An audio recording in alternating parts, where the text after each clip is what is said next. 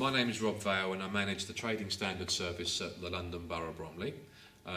One of the things that we investigate in Bromley is the problem of scam mail. It's called mass marketing mail, and it's those letters that you get through the door that tell you you've won a lottery.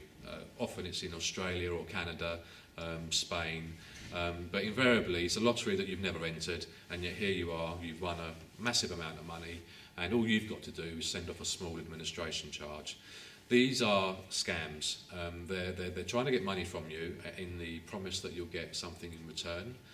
They're organised by criminal gangs, and if you do respond to any of these, very quickly you'll see an increase in your junk mail, because you'll end up going on to a suckers list, and you will get inundated with promises of rewards, prizes, cash or otherwise, in return for a small administration fee. Sometimes these will escalate to phone calls and demands for larger sums, either through cash transactions or bank transactions.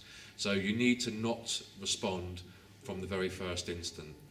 If you have friends who you visit and you notice that they've got a very large number of junk mail items lying around, that means they may well be on the suckers list, which means they may be sending money.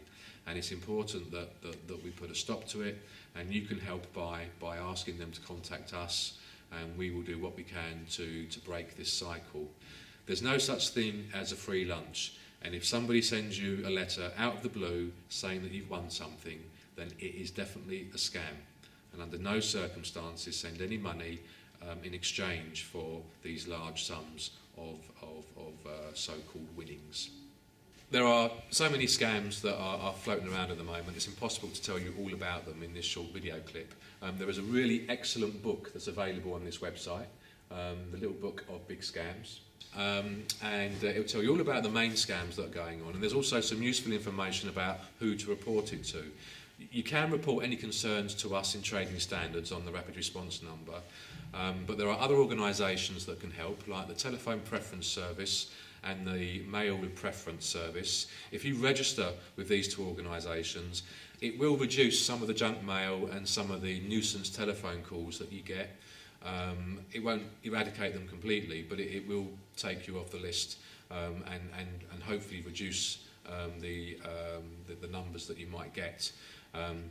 Our concern would be that if you are getting a high level of junk mail, then there's an indication then that you're on a list anyway, and maybe you need to talk to us about that.